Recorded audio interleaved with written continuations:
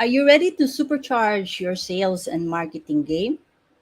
Do you want to learn how to master the art of conversion and revolutionize your business? If your answer is yes, then stay tuned and don't miss this opportunity to learn from the best and transform your business like never before. Welcome to episode 51 of Talking Business with Ritz. Where is my intro?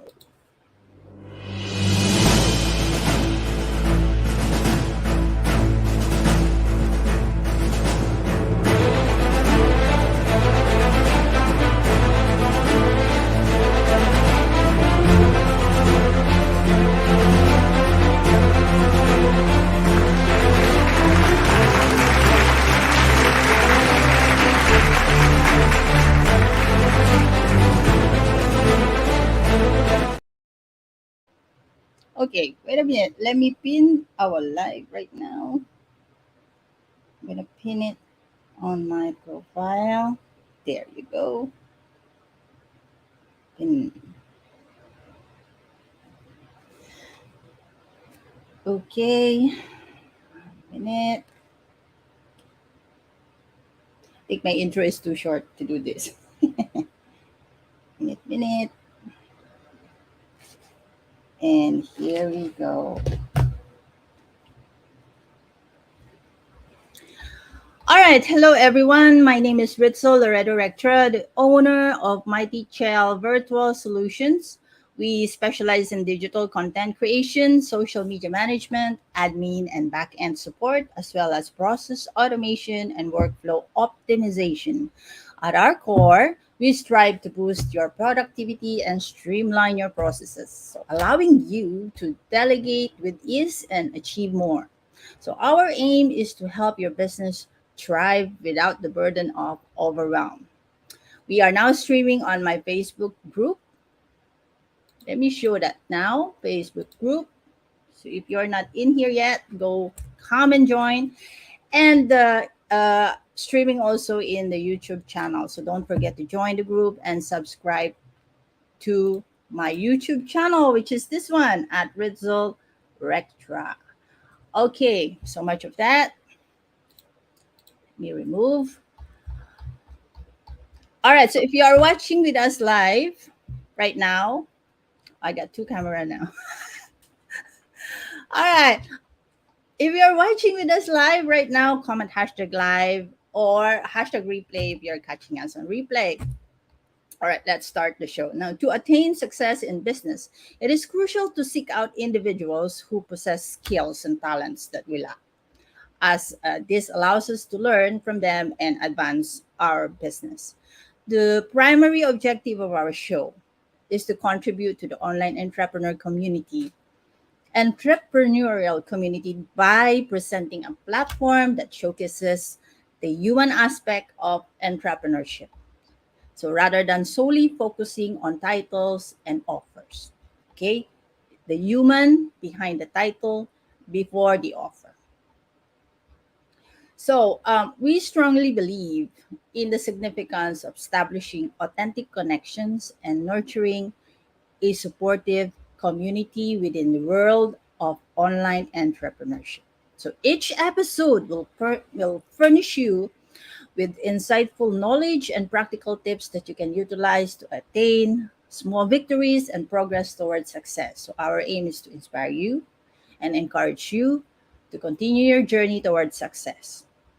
So make sure to tune in every week between 9 to 11 p.m. EST to receive your dose of inspiration and valuable takeaways. So today, here we go. We are joined by a masterclass conversion expert who loves to who loves to help her clients rev up their revenue.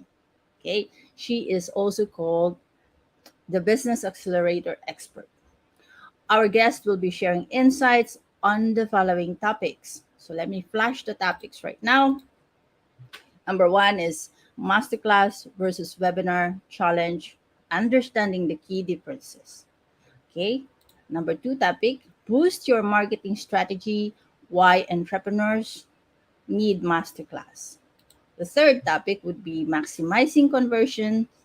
Avoid these three common mistakes in your masterclass. So stay tuned, okay? Stay tuned to find out this one, right? Okay, now these are very very interesting topics for everyone or every entrepreneurs, coaches, course creators, and consultants. So without much ado, here's my guest for today. Where is my? I have a welcoming committee which I forgot to load. Here we go. Here we go. All right. Here is Coach Sue Clement. Yeah. That's All a fun, right. that's a fun welcoming. Okay. So welcome Coach Sue to episode 51 of Talking Business with Ritz. Kindly greet our audience. Thanks for having me. I think we have a bit of an echo here. Can you hear an echo? No. Let me mute the other one. Probably. How about now? There. All right. Well, we'll manage, I guess. I don't know what it sounds like, but I'm hearing two of me. And I'm a Gemini, so yeah, it's there's two of me. All right, it's okay. I'm not hearing any echo on my end, and I'm only showing one of you in the stream. Okay. All right, so we got one live watcher right now. We have Jeff watching while eating breakfast. Thank you very much. All right. Okay, thank you, Coach Sue, for coming to the show and share and your expertise with us. Our goal is for the audience to become, familiar with the person behind the title before the offer. So, could you tell us where are you located right now? I am in Vancouver, Canada. Vancouver. How's the weather there now? Oh, spring's really late this year. Our daffodils are just coming up now, so we're about a month behind, it seems. It's been chilly today. Daffodils. I like that. I like daffodils, Me especially too. the color. Is it yellow? Is it crisp yellow now? Pardon? What color is your daffodil there? I They're like the yellow. yellow. They're yellow. All right. So here's what's gonna happen. I'm gonna ask you to I'm gonna ask you a series of random questions. All right, and let's start with what is your favorite word and why? My favorite word? Oh, wow. Yep. Okay. Oh, no. Okay, we've lost her just now. Right. Let's wait until she comes back.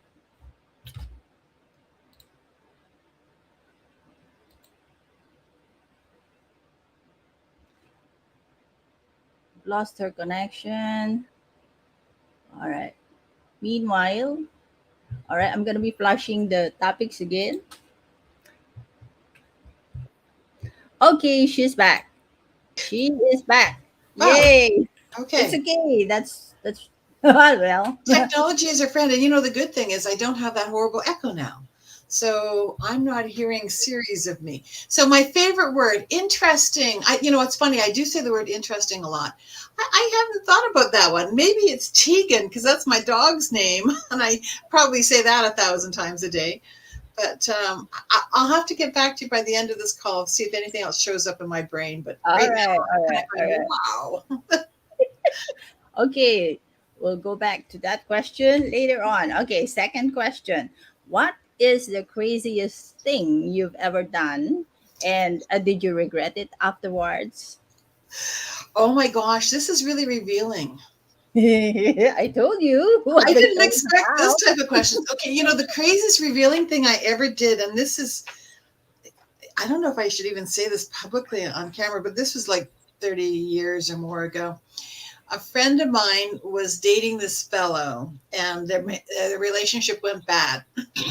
Mm-hmm. And so one night outside of where he worked, we went and we vandalized his car. No, I just watch how I said that. But she wanted to take lipstick and put hearts all over his car, all over his windshield. And yeah, so that was one of the craziest things I've ever done. I don't know where that one came from, but that's a really, really old one. So Darcia, I don't know where you are in the world. I mean, seriously, that was probably 40 years ago, it seems. It was a long, long, long time ago, but that just popped into my brain as a crazy thing. Now, business-wise, my crazy things are not nearly that illegal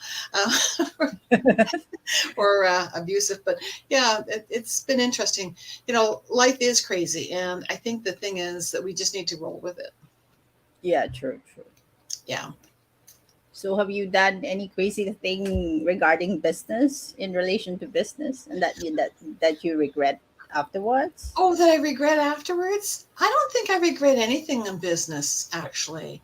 You know, because I think that everything is a learning experience.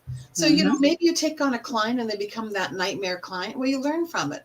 Or maybe you invest money, which I've done for you services, and they didn't turn out. And, you know, that might have been an investment that you spend a fair amount of money on, Facebook ads, whatever, and it doesn't turn out. Well, that's just a learning lesson. I think that that's the thing that we have to look at everything in life, is that it just takes us further down the road. And as we get further down the road, we get wiser, we learn more, and we Yep. keep adapting and changing. So I don't really think I regret anything about business. All right. You have a positive outlook and you are very, very optimistic. Well, it's, shit's going to happen. Like, bad things are going to happen. Not every's, like, this is not a Pollyanna life. Not everything's going to turn out the way you want it or how you want it. And just, I think it's about reasonable expectations when you realize going into something that it may or may Mhm. not work, and you just have to give it your all and recognize that, you either succeed or you learn. And that's really the best way. It's not really a fail or a fall. It's really about, I learned something from that. And I think that really helps me continue to want to take on risks or to try different things and new things. And I think that's the spirit of an entrepreneur, is if Yeah. you look at things as pass or fail or good or bad, it's going to be harder because things are not always going to work out. Like, let's just get that over with right now. And so consequently, if you're judging yourself as a failure or as bad or it didn't work out, get too many of those stacked up, and sooner or later you don't want to do anything. And I've actually experienced that in life. Sometimes it just feels like you're going uphill, pushing that boulder up the hill too many times, and it keeps rolling back on you. And it can feel like you want to give up. But really, it's just recognizing that it's a learning opportunity. And I think that shift really makes the biggest difference. Yeah, true. You believe that a certain lesson will happen every time in your life until you learn. No, a certain event will happen into your life until you learn the lesson from it. I think that's a karma thing, isn't it? It's supposed to be that way, or the lesson just keeps showing up in a different Yeah, yeah, ideation of it, But yeah, I mean, that is life. Life is learning. Yeah. true that. Okay, now with your background and accomplishments as a masterclass conversion expert, what's one habit that you've developed that you think has contributed to your success as an entrepreneur?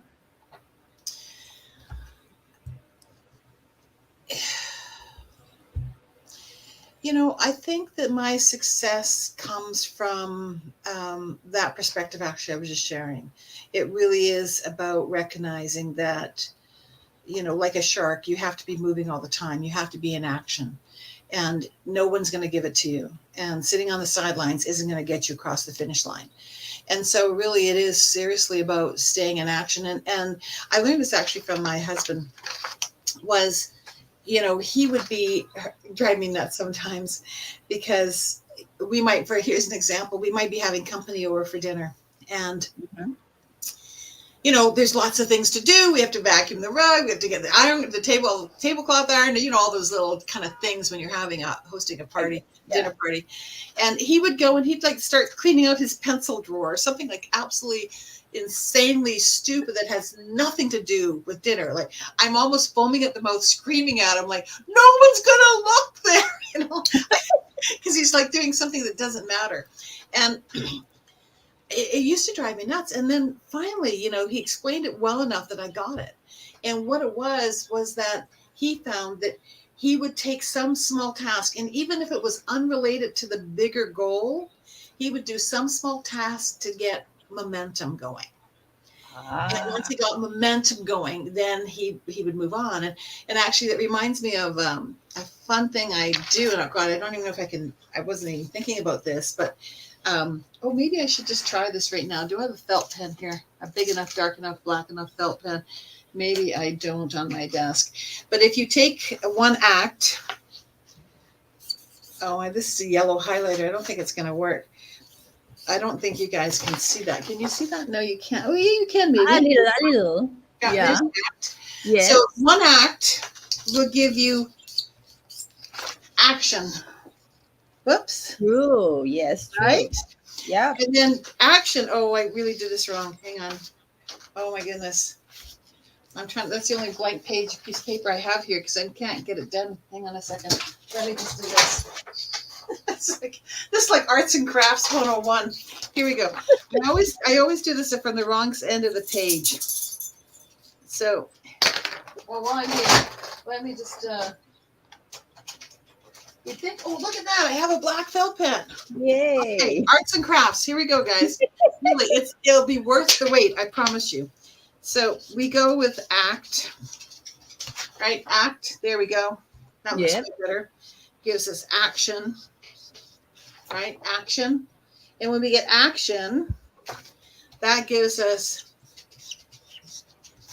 traction. Nice. And traction gives us attraction. Nice one, Sue. See, that was worth the wait. I dropped the cap on the floor, and I think Tegan's eating it. But anyways, we'll just leave that here. But it is true. It's like one act, gives us that action, which gives us traction, which gives us attraction, where we bring more to us. And that was Bruce's thing. And so that's one thing I really learned was, even if it looks, and I use this myself, when I get stuck and I'm not moving forward, either because I'm jammed with a problem or I'm not feeling motivated, I can hear Bruce. He's passed away, so it really hits me, but I can still hear Bruce in my head saying, like, just do something. Just do something, anything. It doesn't even matter if it's the right thing. It doesn't matter if it's the thing that's going to get to the end result that you're looking for. Do something, and that movement will move me on. So I think that's one of a real, key principle that I try to lean into whenever I feel like things aren't going well, or if I feel I'm stuck, or I feel unmotivated, or sometimes you just don't know what the hell to do. You really don't know what's the next best step. You have too many options sometimes, and we get hung up trying to look at what option's the right one. And really, we should just do any option, because every step will take you somewhere else, and you can always make another decision.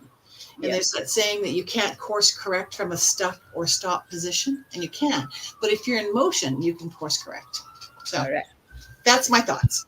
Wow. That really is a really big dozen mic drops there. Thank you. Thank you very much. All right. Now, what's the biggest challenge you faced in your career, and how did you overcome it? Oh, the biggest challenge I've faced in my career, and this will kind of give a little bit of an introduction to where I come from, in a sense. The biggest challenge was actually when I started my first company. I was like early 30s, and this is pre-internet days. Okay, I'm really dating myself. Okay, it was pre-internet, and I started a business. Mm-hmm. And it was this inspiration that I could do this. And it was an employment agency. I had worked in the industry for 4 or 5 years, actually. That industry moved me to Vancouver from Edmonton, and I had started my business, and I really, that was like before we had coaches and mastermind groups, and like it was like you're like in the Wild West all by yourself. And I struggled greatly. I mean, I quite literally, any bank that would give me a credit card, I'd grab it, and I kited money. When you take a cash advance from one credit card to pay the next, and another cash advance to pay the next, this daisy chain of payments. And I struggled greatly. I sometimes didn't know how to get gas in the car or money on food on the table. And I had a brick and mortar building, like I had a space, and Yep. I had employees, and I had temporary workers, and that was the tough times. It was really difficult. And I remember one day I was driving. Back in those days, we cold called, and we also canvas called. We went kind of door to door, and I was selling temporary staffing for industrial sites, so warehouses and factories, manufacturers, things like that. And I remember driving through some industrial park, and I heard the song on the radio. It was a Wilson Phillips song, "Hold on for one more day and things will go your way." And that song, I can hear it in my head, but I can't sing it because you'd all kind of jump off the, you'd all like crash this whole system if I tried singing out loud. But that whole song, like, "Hold on for one more day, things will go your way." And I just remember I started tears streaming down my face. Wow. Because I so wanted my business to be successful. And I was doing everything I could to stay in it. And I was hanging on by my fingernails. And it was just like this just instant sob. And because often I would be out there driving, and I'm like going, "Please, God, can I just walk through the door of a company that needed my services today? Can I just please walk through the right door, make the right connection?" And that song, it just really was became my my kind of mantra, or my, there's that song, my fight song, that became my theme song. And I went and I bought the CD. Yes, back in those days we had CDs, and loaded it in the car, and I would quite literally play that song on repeat over and over and over again, about hold on for one more day, things will go your way. And eventually things did go my way, and I went from struggle mode and a couple $100,000 in debt, which I had at that point. And I remember one day the bank phoned me. This is the worst moment of my life, business-wise. The bank, my landlord phoned me, and they said, "Sue, you're 90 days past due. If you miss your next payment on Monday, we're going to have the sheriff come lock you out." And I was just like, "Oh," and she goes, "You don't have to pay it all. You just have to pay 1 month." It's like, oh my God, and it was just this terrifying. I mean, I thought, I was so fearful of being humiliated that my staff would show up and they'd be locked out with it. Like, I just saw this big, hunky chain with a padlock on the door, and I was just like horrified. And I think that was like one of those, we all have those dark nights of the soul. Mm-hmm. Yeah. Between that and the song, they all kind of came around the same time. And that was just a horrifying moment. And that was the toughest moment and the biggest decision, that it was time to really somehow make things come together. And, I also, with that song in my head, around the same time, I was really contemplating that I wasn't going to make it. Mm-hmm. And I remember a couple of my girlfriends would tell me, like, "Take antidepressants, declare bankruptcy, you'll be fine." They weren't entrepreneurs, obviously. Yeah. They were employees in companies. And they just couldn't understand why I would, keep doing this to myself. And I had this like lightning bolt moment where, out of the blue, like, this idea is like, and I really believe that this is one of my CEO strategies. My business Think and Grow Like a CEO. This is the foundational strategy: is you are not your business. You are not your business. And I had to come to the realization that if my business failed, it didn't mean that I failed. And I think that was really a turning point for me, because when I was being my business, or believing that I was the business, and, identifying with it in that matter, what happened is I was making decisions from a different point of view then stepping apart from it and seeing my business as outside of myself, I began to make different decisions differently. And so that was a real turning point when I realized that I'm not my business. My business might fail, but it's not me that's failing. I might be failing my business, but I'm not failing myself. And that was an eye opener. And I think that along with that song, I think that those moments really shifted and they changed who I am as an individual. And they changed, my perspective about how to run my business. I became more of an owner of the business rather than just in the business. And we turned it around. It was really crazy. Within like 18 months, I went from, that whole kiting money, not paying my grandparents in debt, to actually, creating a $5 million plus company and then selling it because someone approached me one day wanting to buy my business. And so I sold it. And that's that's kind of where I came from in the sense of what worked and what didn't work in business, those early years. Nice. That's a great segue for later for your bio. Oh, your origin story. All right. Anywho, okay. That's a very inspiring one. You are not your business, right? You might fail your business, but that doesn't mean that you personally is a failure. Wow. I learned something. I am not my business. No, you're not. And the thing is, when you have that point of view, you make decisions for the business and about the business, and you don't bring yourself into it. It's kind of the same thing of like, stop taking everything so personally. Yeah. It's kind of that same, concept is that, when you stop taking things personally, you make different decisions differently. That is true. That is so true. Yep. Just like you're going to be acting more like a professional instead of like whatever is hitting you becomes you or something like that. So it's not really, all right. Now, if you could have any special power or superpower, what would it be and why? Oh, wow. If I could have a superpower. Wow, you asked really, really fun questions here. If I could have a superpower, you know what? The first thing that came to my mind, which I don't know what it says about me, but what was the guy, Midas? Anything he touched, he turned to gold? I think that'd be kind of a cool thing. You want to have Midas touch. Although I wouldn't be able to touch my dog anymore. So, maybe that wouldn't be a good thing. I don't know. I have to think on that one. All right. Midas touch for now. Yeah, Midas touch. Yeah. All right.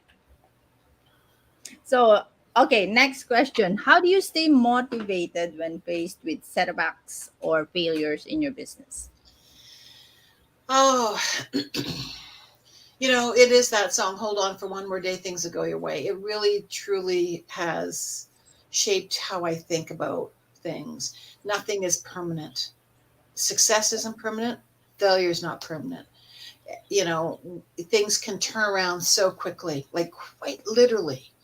You don't know the drop in the water, the ripples where they go. You don't know that the connection you made a year ago, suddenly out of the blue, we call them bluebirds in the old days, out of the blue, someone reaches out to you and they want to buy, they want to, hire you for whatever, or buy whatever you're selling. Like out of the blue, sometimes like those, cosmic connections that show up. We don't know. And so I think that that's really important to keep in mind is just because things aren't going well in the moment, they can change overnight. But it's really, you have to do the work. And it isn't always a straight line. So just because, A plus, 1 plus 1 doesn't always equal 2. Sometimes it's 4, sometimes it's 11, sometimes it's 0. But you have to just recognize that you have to be doing something. You have to be putting in to get something out. But what you put in isn't always equal to what you get out. Yeah. Pluses and minuses. Yeah, true. There's a comment here that says the money is in the follow-up. Yeah. The fortune's in the follow-up. Follow-up or you'll fail. Follow-up or you'll foul up. Absolutely. All of those are really classics, and it's so true. Yes, true. All right. Now, last question. If you could go back in time and give yourself one piece of advice when you first started your journey, all right, what would it be? Um, Probably not to take things so personally. I think that that's it. It took me a long time to get to that stage. But if I was to go back to, my 20s and 30s, that's probably where I would go, is not to take things so personally. And, failure is not final, neither success. And, you know, just keep moving. I'm so glad. I'm so glad you're in my life right now. It cuts my learning curve. Good. I'm glad. I'm glad. All right, that is very, very inspiring, Sue. All right, Coach Sue's goal is to share the power of masterclass. So, in the next 5 minutes or less, kindly talk us through. We're doing a segue now, okay? Kindly talk us through how you've started and found success as a masterclass conversion expert. Sure. Okay. So I don't know how, it's funny. I thought about this the other, like a couple months back. It's like, I really like public speaking. And I was wondering, like, where did that come from? And it dawned on me, like, when I was 16, I taught swimming. And I really like standing on the edge of the pool saying, kick, pull, breathe, the big voice. I have a huge voice. But beyond that, I also had the advantage to start teaching the higher end, like bronze medallion, bronze cross. And part of that was obviously pool time. But I actually that's my first experience of actually teaching people in an environment, in a classroom setting.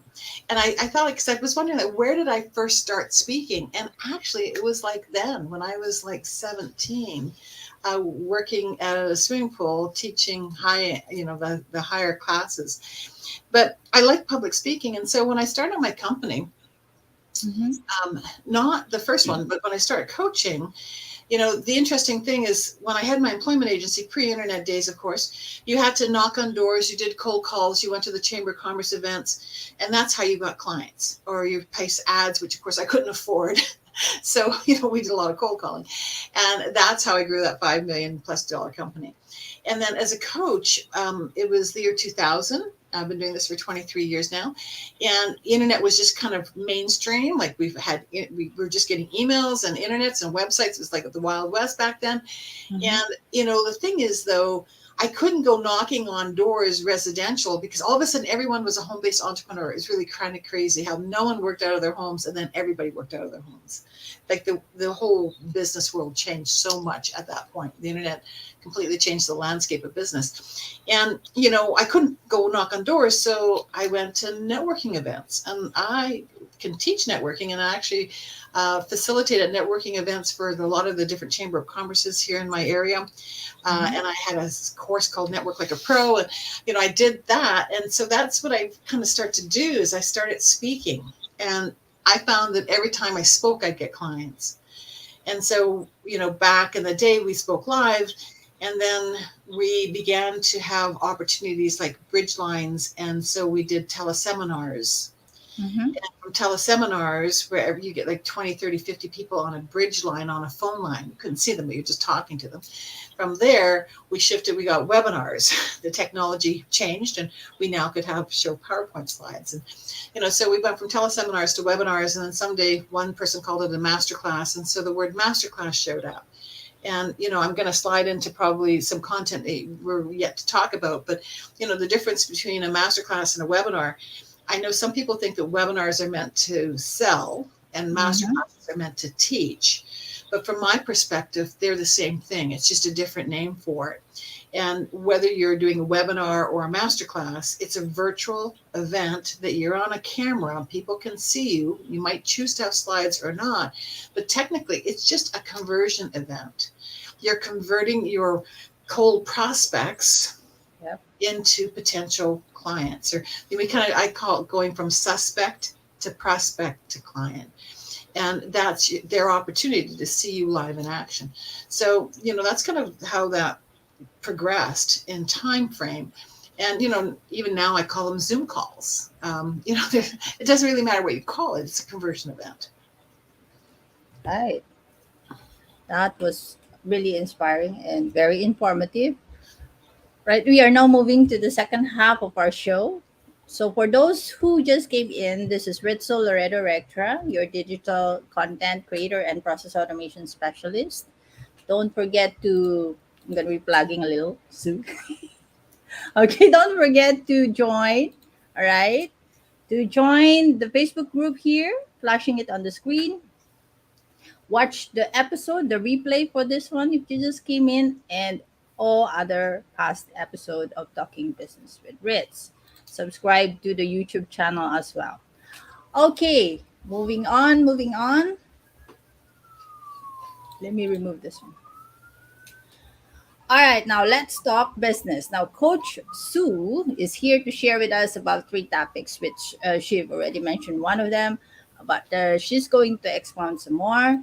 Let's start with masterclass versus webinar or challenge. Understanding the key difference. So, what do we mean by this? Could you expound more? Yeah, as I said, they were kind of conversion events. And the interesting thing is challenges today are really popular, but I did my first challenge when Facebook started having groups at one point, because we had just profiles and pages, then we got Facebook groups.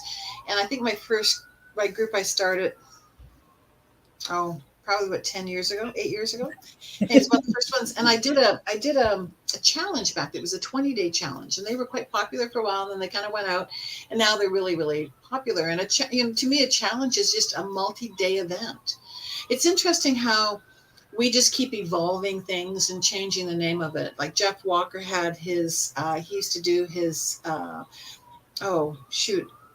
trying to remember what he called it back then, but really it's just a challenge. He used to do videos, 20-minute videos. It was a video series. And it wasn't live. It was just like pre-recorded, and people would watch them. And, he'd move people through some training and then made an offer. Well, a challenge is the same thing. It's just a series of master classes, whether you do 3 days or 5 days. One of my clients, she just does 2 days, so it doesn't really matter. It's just you getting in front of your audience, sharing valuable information with them, giving them an experience, solving some small problems for them, and then making an offer. So, really, from my point of view, there really is no difference. They're kind of style points. But as I mentioned earlier, I think that people kind of newer to this think that master classes are for teaching and webinars are for selling. And really, I don't think it really matters. They both should do both things. All right. I have others. Okay. So, is there like potential limitations and challenges that one might face when hosting a masterclass, and how can they overcome? I'm sorry, can you try that again? Is there any? Potential limitations or challenges that one might face, like for example, I would like to have a host a masterclass or a challenge or whatever we call it, right? How can they overcome? Wow, that's a really wide open topic that we could probably spend days on. I'll just give one. Some challenges to overcome. Well, I'm going to land up sliding into the next topic probably, because really the challenge, I talk about the biggest mistakes people make, but often the challenge is figuring out what to teach on. That seems to be actually, I'm going to reword that. It's like what comes first, the chicken or the egg. And in this case, I'm saying the biggest challenge for most people is not showing up and talking. Most of us who want to do it can do it. I think the biggest challenge is getting people to take action on your offer. Right. Okay, now sliding to topic number 2. Why entrepreneurs need masterclass? Well, the word need kind of hits on me, because do we need one? No, but I think they're really smart if they do it. And so, smart entrepreneurs will use masterclasses as a leveraged marketing strategy. Mm-hmm. Ultimately, because you can, right now, DM marketing is a hot thing, using a setter and, doing that, approaching people one at a time. That's a really slow, hard grind. I mean, that's really tough. You can do direct messaging. You can write content and then hope it's not very driven. It's very passive. You put content out there, you hope someone's going to take action on it. But ultimately, speaking, this is the strategy. It's speaking virtually or live, doesn't really matter. We already kind of covered that off, but it is a leveraged way to get in front of your prospects on a much mass reach. We're all global now. If you weren't global before COVID, you certainly are global after COVID. So your outreach is so much farther. And it gives a couple things. So one of the benefits is obviously you gain visibility because, you get in front of more people. You gain credibility because you're sharing valuable information. People get to know what you think and what you're about. You position yourself as that go-to expert. And of course, the best thing is that the leverage sales. You have an opportunity to make an offer. And if you get good at it and have conversions that work, you're going to come away with clients for the efforts that you put into it. I think that is where most people who do masterclass or live events is most of them are having a hard time on the way of, selling their offer by not really selling. You get what I mean? It's very difficult. No, you're right, and this is something we could talk about for at length in a way, because you began asking me like what was my journey in the master classes, and I kind of started, but I didn't finish the whole point of view on that one. Is like, as I said, anyone I like speaking, so I learned how to speak, and I love being on stage. I was great, and at first it was so fun, it was so exciting, and I'll tell you that this is one of the first things I did.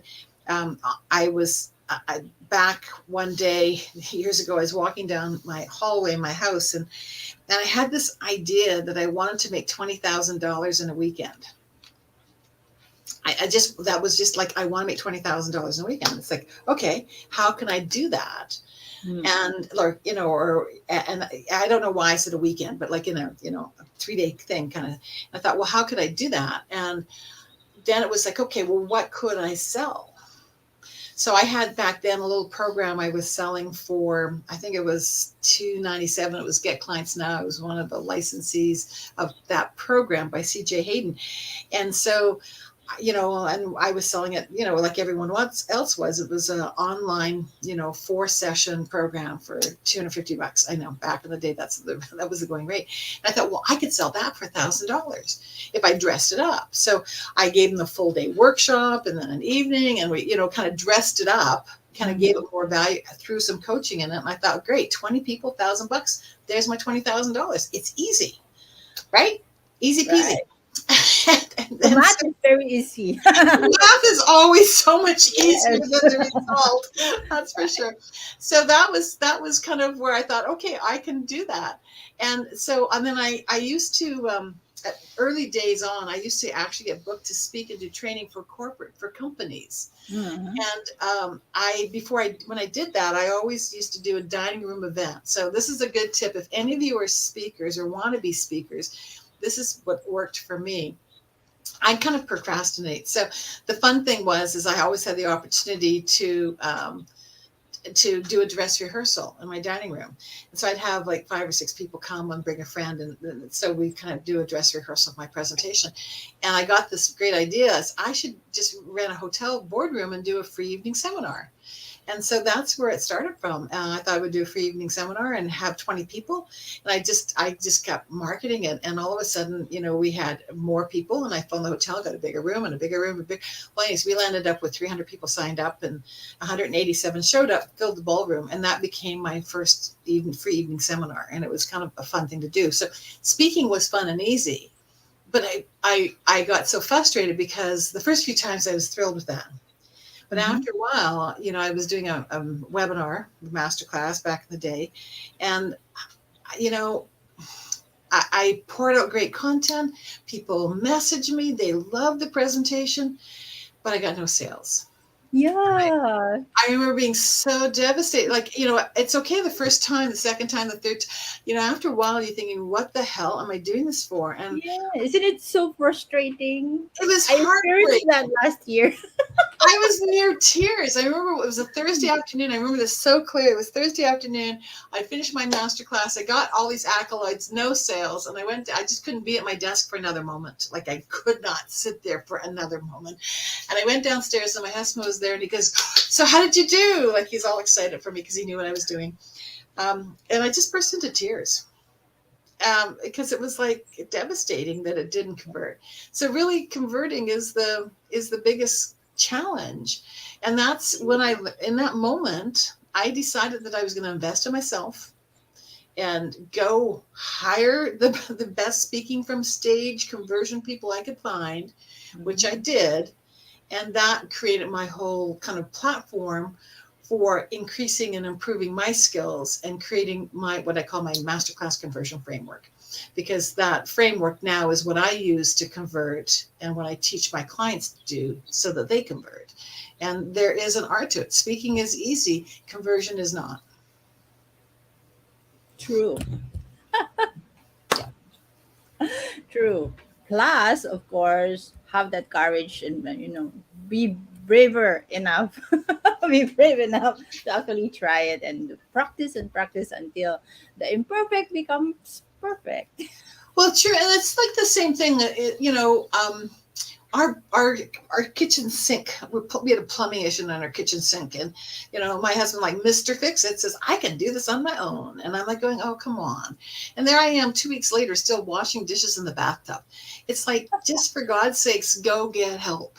And it's the same thing in your business, is that you can figure it out on your own, take the hard, low, slow, beat up way of getting to the end result. Or you can go and invest in yourself. And, when we do that and we go and we lean into an expert, we can really shorten our journey. We can shorten our learning. And I think that's really valuable. Right. Our little doggy wants to get outside. Come on. Tegan will leave the room. Yeah, Tegan's in and out. All right. Okay, ladies and gentlemen, pay attention. As we are now almost at the end of the episode, we now move to the third topic, which is to maximize conversion. So what are let me flash that one. And also, we are flashing Coach Sue's website down there. All right, she's going to talk more about it after this topic 3. Now, maximizing conversion, what are these 3 common mistakes that we have or we need to avoid? Well, these are the mistakes that will kill your conversion rates. And, they kind of all go together in a way. The first one that I find a lot of people do, and this is what I was doing, I would be talking on a topic. I'd go, oh, I want to talk about this. This is really valuable. It's really, information that people need and they like it and all the rest of that. But here's the thing is, if you pick the wrong content, you're not going to convert. You have to reverse engineer from what are you selling? What is the offer? And when we look at what the offer is and then reverse engineer it down, that will give you the best idea of what your topic should be. Don't just pick any topic, because if your topic isn't congruent with your offer, they don't match up, no one's going to buy. And so that's one of the first things I do when I work with clients is we really spend a fair amount of time understanding like what should be the topic that's going to help you convert on your offer. And ultimately what I talk about is taking one small problem. We don't want to solve all the problems in the world. We can't do that in 90 minutes. But what we want to do is take a small problem, or often what I call it is a pre-problem. What's a pre-problem that someone has that if they got that solved, then they'd be more willing to buy your offer. You know, and that's really one of the things that you'd want to do the masterclass on. So for example, here's a quick one.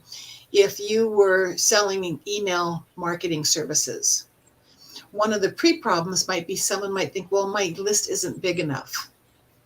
So you might do a masterclass on how to grow your list by 1,000 people in 3 weeks or whatever it is, whatever the numbers are. But that would be the masterclass. And I would come because I want to grow my list. You teach me how to grow my list. I think, yay, I know how to do this now.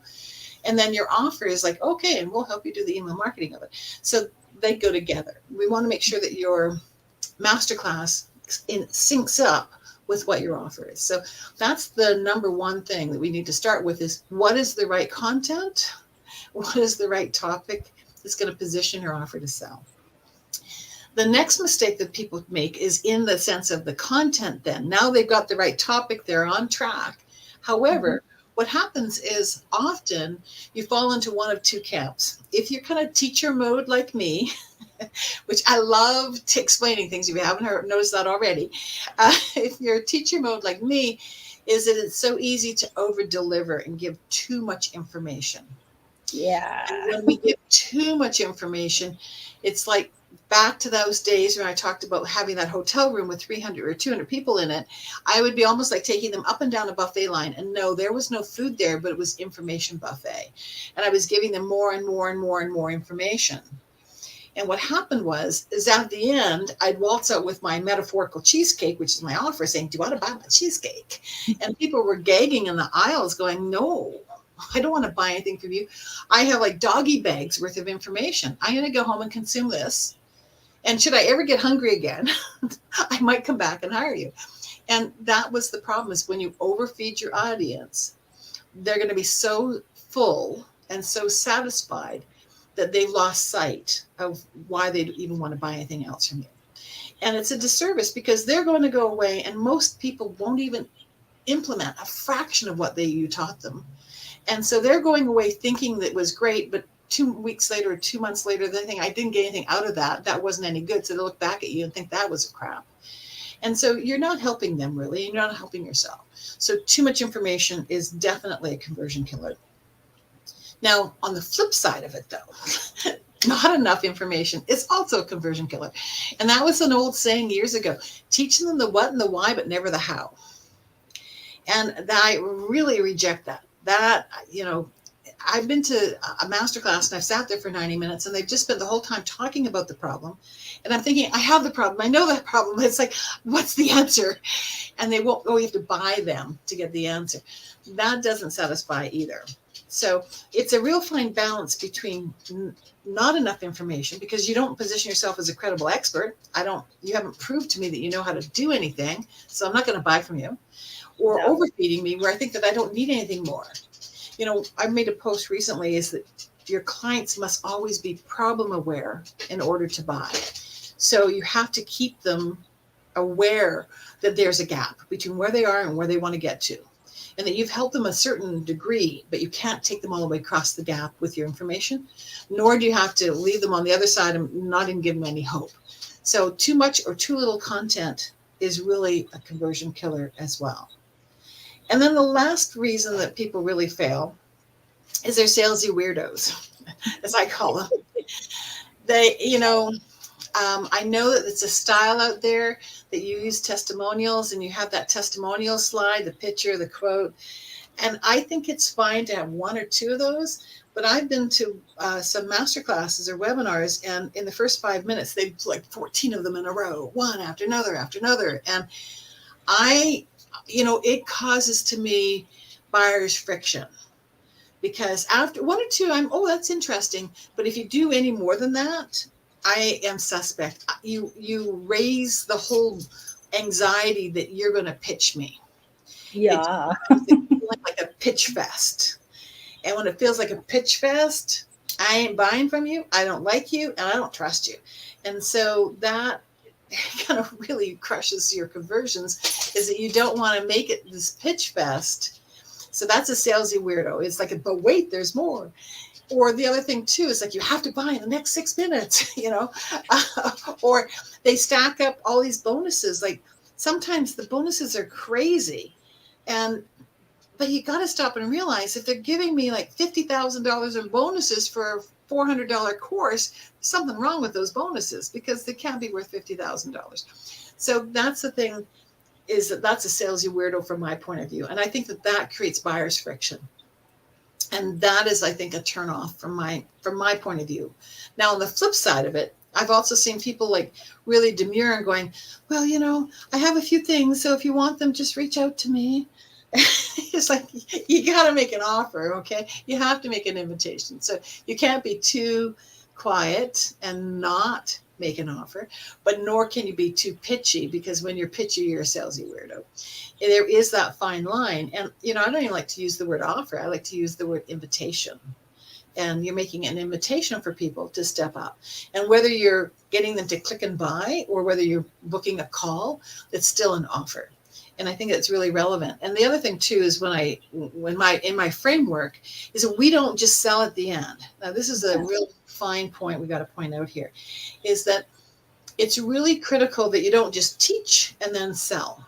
Because when you do that, that is buyer's friction. You're a salesy weirdo once again. So you can see there's lots of things that how our offer positioning can go wrong.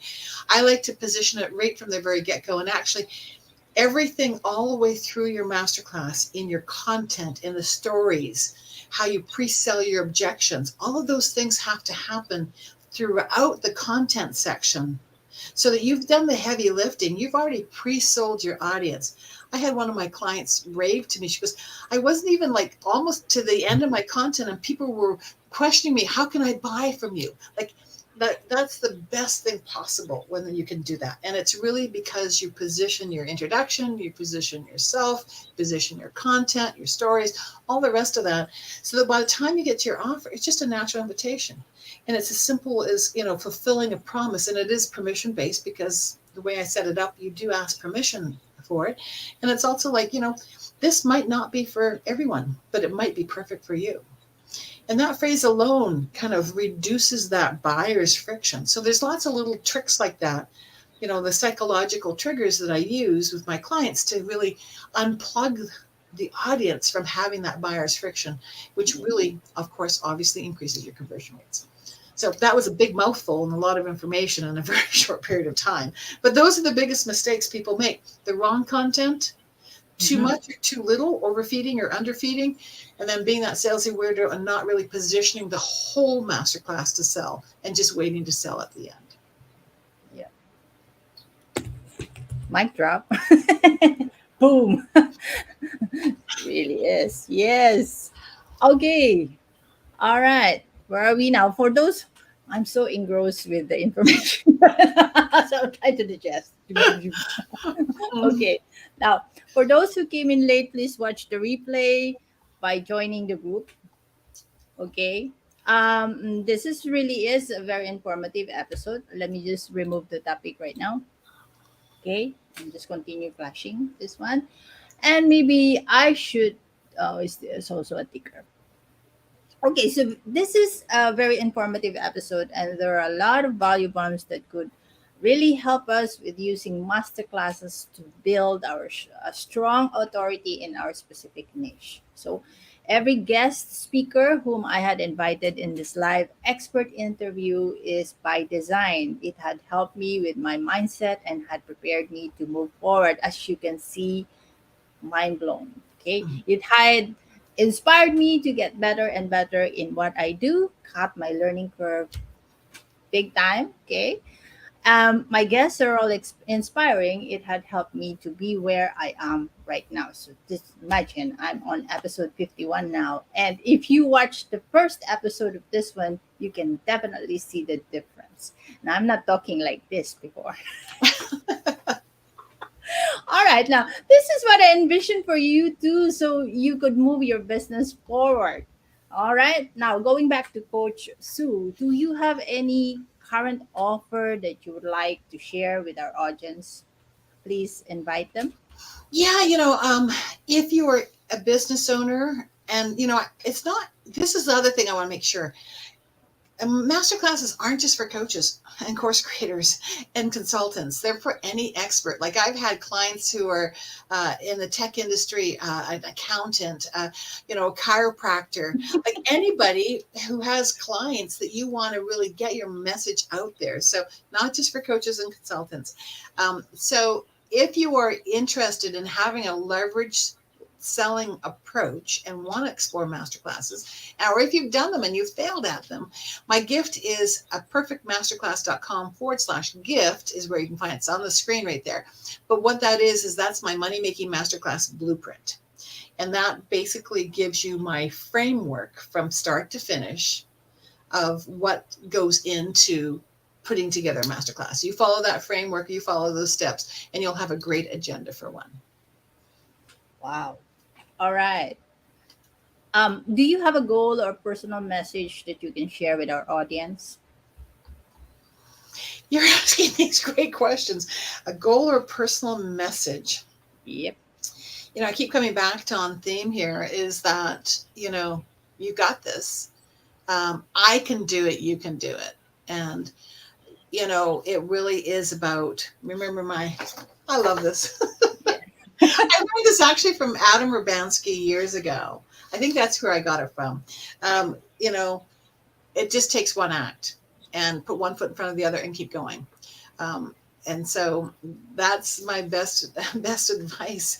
If you're interested in talking with me, you can find me through social media or through that download. You'll obviously get my email address. I offer complimentary strategy sessions where we can talk about you and your business and how to accelerate your growth. But yeah, that's really it, is get into action, invest in yourself, move forward. You got this. Wow. All right. We've got this, ladies and gentlemen. As much as we want to hang out with Coach Sue, I'm also flashing her personal profile down there. Thanks. It is time. Yeah, it is time to wrap up. So, all right. Again, Coach Sue, any last words? Please invite them again. Sure, absolutely. Get your free gift, my money-making masterclass blueprint, Sue Clement. No, actually, it's the wrong one. perfectmasterclass.com/gift. Join me on Facebook. I do all my stuff on my profile.